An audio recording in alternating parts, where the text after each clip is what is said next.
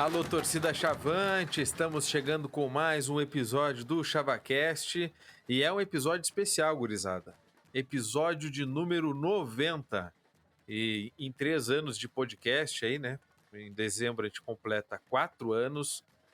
Chegar a 90 episódios é um pouco mais, né? Porque as entrevistas isoladas não contam como um episódio sozinho. Mas 90 episódios de papo de bar, de muita corneta, piadas, coisas engraçadas, enfim.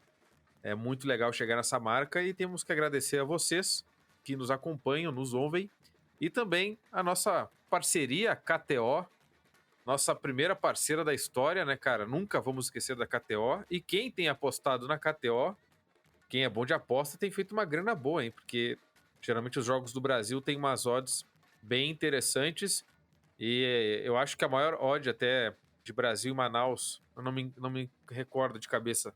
Eu acho que era a vitória do Manaus, mas coladinho ali tava o empate, 3 pontos alguma coisa.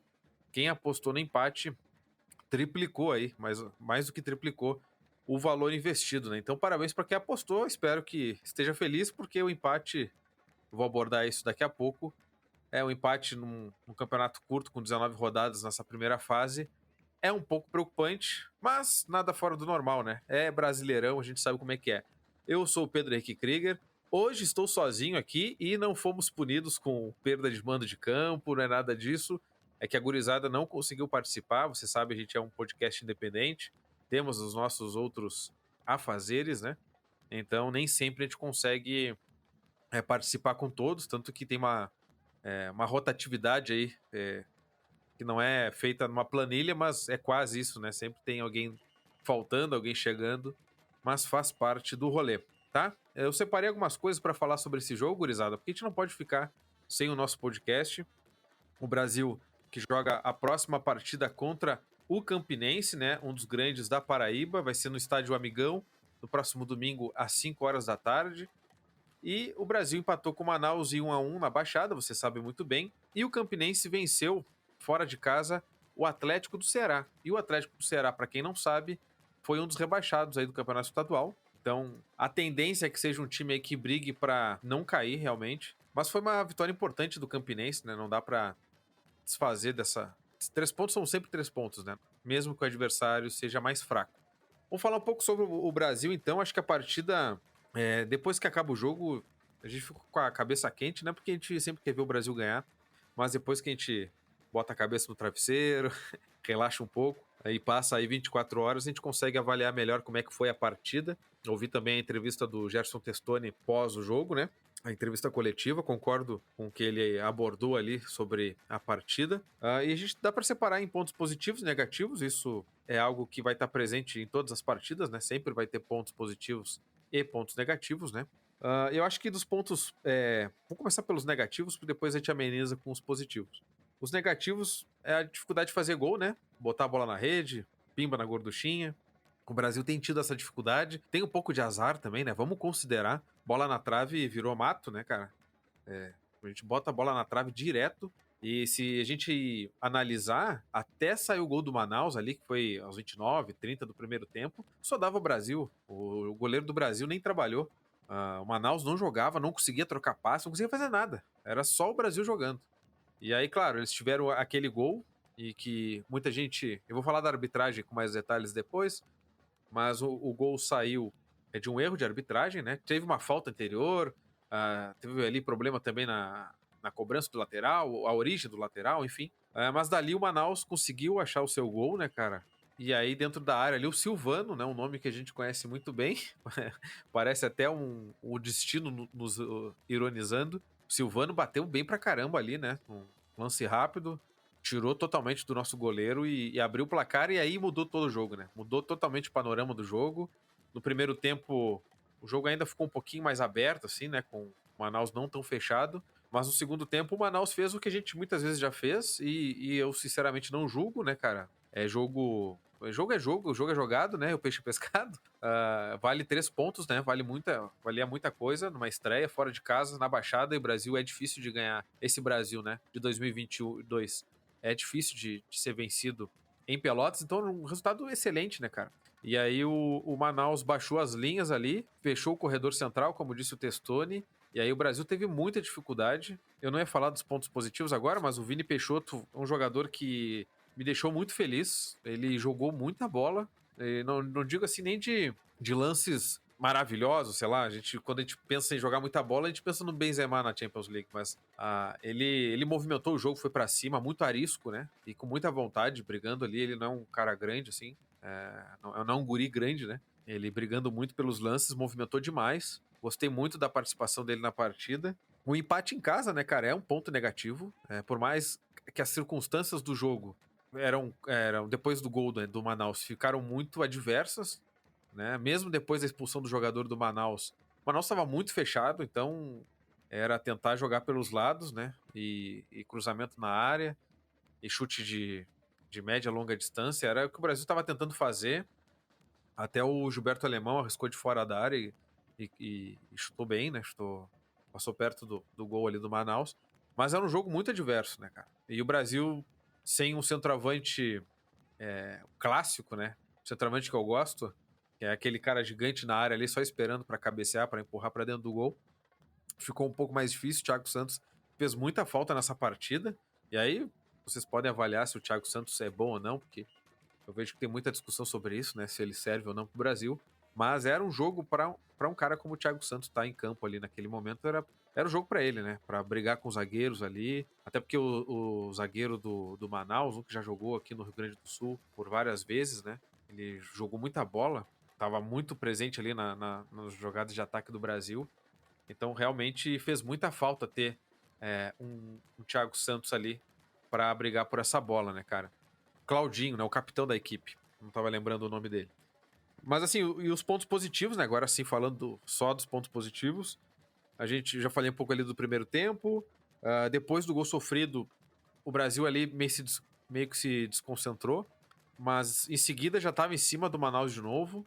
Não acho que foi um primor técnico, não acho que o Brasil jogou uma baita de uma bola, sabe? Mas ele, cara, ele competiu muito, ele foi pra cima, ele fez o que tinha que fazer. O Testoni no segundo tempo não descansou. Ele trocou jogadores, tentou abrir o time, como ele explicou ali, para jogar pelos corredores laterais ali, né, cara, para tentar explorar uma bola aérea, para cara, forçar o Manaus a se abrir um pouco mais, né, cara, porque o Manaus estava realmente muito compacto, nem contra-ataque estava tentando direito, até eles botaram o Branquinho, velho, conhecido nosso, acho que esperando talvez algum contra-ataque, acho que teve algum lance ali, um lance só que ele conseguiu escapar em velocidade, mas nada muito assustador. Então, realmente o Manaus estava muito satisfeito com aquele resultado e não queria mais jogar.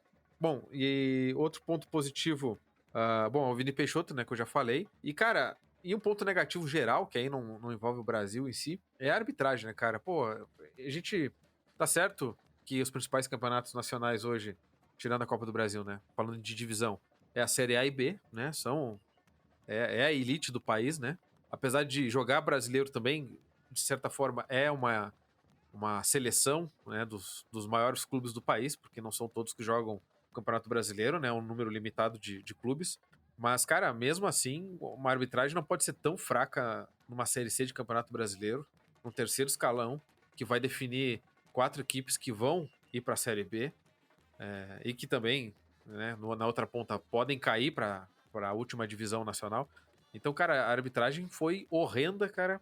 É uma das piores arbitragens que eu já vi.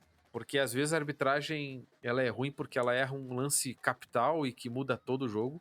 E também dá pra definir assim. Só que ele errava tudo, cara. Faltas normais, faltas que era pra dar, ele não apitava. Faltas que não existiam, ele apitava. Teve vários contra-ataques ali que ele deu falta pelo jogador ter no contato, ombro a ombro ali, muitas vezes ele dava falta, cara. Então, sem critério, ele olhava com o olho arregalado para todos os jogadores. Se vocês prestarem atenção, viram isso. Até nas fotos do Volmer Pérez, um abraço para ele, no Flickr do Brasil, tava olhando agora, até para fazer a capa desse episódio, né? Sempre uso as fotos do Brasil. Dá para ver em algumas fotos ele ali com os olhos esbugalhados, né, cara? E o Carlos Magno, né? O maluco do megafone. Ó, tem alguém com megafone. É exatamente isso. Do prédio lá. Deve estar lá no prédio com o megafone, enchendo a paciência do árbitro. O brasileiro é o Brasil, né? Olha lá. Chinelão, hein? Quero ver você dar o cartão pra eles, ô. Chinelão.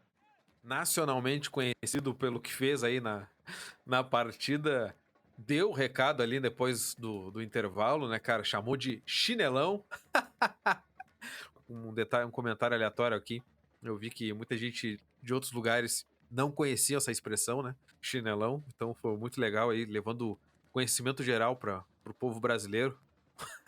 Um abraço pro Carlos Magno, nosso ouvinte, e que está no grupo do Sanatório ChavaCast. Se você quiser participar, mande uma mensagem para as nossas redes sociais aí, que a gente manda o convite do Whats. A gente não bota mais o link publicamente assim nas nossas redes, porque teve uma época que até russo estava entrando, né? É um perigo nesse momento. Então a gente achou melhor deixar assim um convite meio Orkut, né? Tem que pedir o convite para conseguir entrar. Mas voltando à partida, uma arbitragem muito ruim mesmo. Não dá, né? Inadmissível. Eu entendo que ele errou para os dois lados, né? Mas assim, eu entendo muito a reclamação formal do Manaus ali no Twitter e nas redes sociais, lançaram nota oficial e tal. É algo que os clubes, quando se sentem muito prejudicados, fazem. Não muda nada, né? Ainda mais quando é um clube menor, né? A gente sabe como é que é. Então não vai mudar nada, rigorosamente nada. Talvez ignorem, né? Se fosse um clube aí, o Clube dos 13, um gigante, talvez a CBF deixasse o juiz de molho, alguma coisa assim. Mas como não é, vai ficar por isso mesmo. Eu entendo a indignação do Manaus, não julgo mesmo. E saiu muito prejudicado. Se eu fosse torcedor do Manaus, eu teria chutado tudo em casa, né? Porque, cara, foi muito ruim. Né? Apesar de achar que o juiz errou para os dois lados. Não era nem questão de má fé ou algo do tipo. Foi má qualidade mesmo, má avaliação dos lances, má avaliação de tudo. Foi horrível a arbitragem dessa partida, né? Manchou bastante esse jogo, né? E, cara, a gente lamenta muito pelo empate por isso, que o Brasil tinha muitas condições de sair com a vitória. Isso o jogo provou, né? Era questão de tempo para sair o primeiro gol do Brasil, quando estava 0-0 ainda. Era questão de tempo. Eu tava lamentando a cada oportunidade perdida, né? E bola na trave. E, cara, tava escrito, qualquer um, o mais fanático torcedor do Manaus, o dirigente mais fanático, o treinador do Manaus, todo mundo sabia, o Brasil sabia, que quem estava perto de fazer o primeiro gol foi o Brasil. Mas futebol é isso aí, né? É um esporte maravilhoso por isso. E eles abriram o placar, né? Lamentavelmente. Mas a gente teve forças, felizmente, para lutar pelo empate. Veio de um pênalti que também, na minha avaliação, não existiu. Mas o Brasil, olhando pelo jogo todo, pelo contexto, merecia ter empatado aquele jogo, né? Não veio por uma jogada de bola trabalhada, alguma coisa assim, ou de um lance de uma falta. Veio de uma bola parada, de um pênalti, que o Marlon, fiquei muito feliz por ele, inclusive, foi lá, chamou a responsabilidade, mesmo com um trauma, apesar de ser um jogador bastante experiente, né? Mas eu acho que deve ter pesado para ele bastante esse pênalti. Foi lá e converteu, né? Depois do pênalti perdido na semifinal contra o Ipiranga. Né? E agora a gente vai enfrentar a Campinense, ou Campinense, na Paraíba. É um jogo muito difícil e a Série C é uma loucura porque tem muitas lembranças aqui envolvendo essa competição. A gente enfrentou muitos times aqui, né? E o Campinense é um. Cansamos de enfrentar o Campinense em disputas de Série C. Então é um jogo muito difícil, a gente sabe disso. Eles estão embalados com uma vitória fora de casa, mas, cara, eu não acho que exista bicho-papão nessa Série C. Talvez o Mirassol seja um clube aí que ameace bastante. Mas é jogo pra ir lá e disputar os 3 pontos, cara. Não tem dúvida nenhuma disso. E depois a gente joga em casa, né, cara? E é sempre com uma semana de intervalo, mais ou menos, de um jogo para outro. A gente recebe o Botafogo de São Paulo, né, cara? Então, de Ribeirão Preto. E é outro adversário que a gente conhece muito bem, né, de Série B também. Então, cara, é um jogo bastante difícil que a gente vai ter que enfrentar. Botafogo também venceu seu jogo na estreia, né, cara? Venceu fora de casa o Altos por 3-1. O Altos acho que não joga nem a elite do estadual dele. Então, cara, é um jogo também que, cara, em casa a gente tem que tentar ganhar. E a gente vai ter a torcida, né? Isso era um ponto negativo que eu esqueci de comentar antes. Como fez falta a torcida do Brasil, cara? É um absurdo. Então, por favor, se vocês virem alguma infração, alguém fazendo bobagem, alguém cometendo um crime, né? Que pode ser também.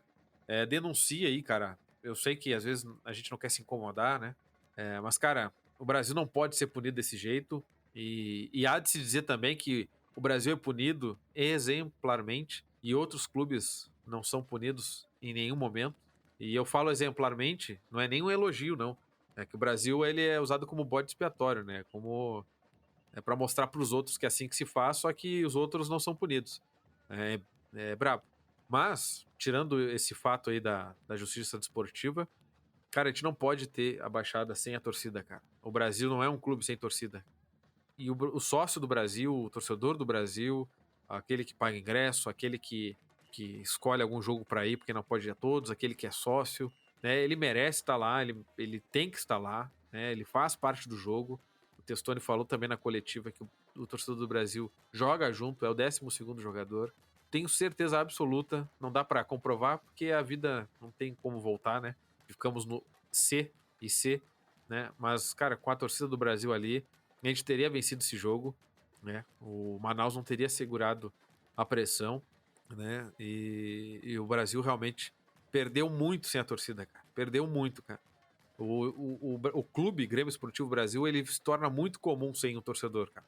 O torcedor do Brasil é o que faz o Brasil ser diferente, né? Então, pô, a gente não pode ficar sem o torcedor. Então, por favor, todo mundo se comporte no estádio, né? Vá torcer, como a gente tem feito. Tem sido um ano muito especial nisso, né? No resgate da torcida. As torcidas do Brasil têm feito uma festa muito bonita, tem bandeira de mastro, a galera tem empurrado fora e dentro de casa. Tanto que o Brasil não perde em casa, né, cara? Então, pô, não dá pra ficar sem a torcida do Brasil, cara. Fez muita falta mesmo. E quem não é sócio e pode se associar, tá em condições de se associar, escolha um dos planos ali, né? Tem plano de R$ 9,90, tem plano de R$ 29,90, tem plano para ir a todos os jogos. Cada um tem uma realidade. Escolha a sua. Escolha o seu plano, né? Escolher a sua realidade é brabo, né? Eu queria ser milionário no momento. Mas escolha o seu plano aí e tente ajudar o Brasil como puder, tá? Eu acho que é isso os destaques, né, gurizada? Como eu tô sozinho, para não ficar um monólogo muito grande aqui, acho que eu vou parando por aqui. Então vamos esperar como é que o Brasil vai se portar fora de casa. Precisamos melhorar nosso desempenho fora de casa. A gente não ganha fora de casa há mais de um ano. E é claro que essa marca não dá para atribuir ao elenco atual, nem à comissão técnica atual, nem à diretoria atual, porque, né, a gente veio de um ano passado muito ruim. Mas é fato, o Brasil, como instituição, não vence, como time, não vence há mais de um ano fora de casa. Então a gente precisa voltar a somar pontos fora de casa, somar 3 pontos. E a próxima partida é uma oportunidade para isso. Então vamos ver como é que a gente vai se portar contra o Campinense na Paraíba. Torcemos para que a gente possa voltar com 3 pontos de lá. Vamos acompanhar também as odds da KTO para ver como é que vai ser isso daí. Quem perdeu dinheiro, talvez seja uma chance de recuperar o investimento. E talvez a gente volte lá com uma vitória, quem sabe. E a gente chega a 4 pontos e hoje o Brasil tem jogos que não aconteceram ainda, né? Mas hoje o Brasil tá entre os 8 ali. Então estamos classificando no momento, né? Segura. Quem mandou não segurar. Tá bom, gurizada? Um grande abraço a todos. Um grande abraço para todo mundo do ChavaCast que não pôde estar aqui. Na próxima, com certeza, mais gente estará. Mas é isso. Segue o baile, siga lá a pelota e rumo a Tóquio.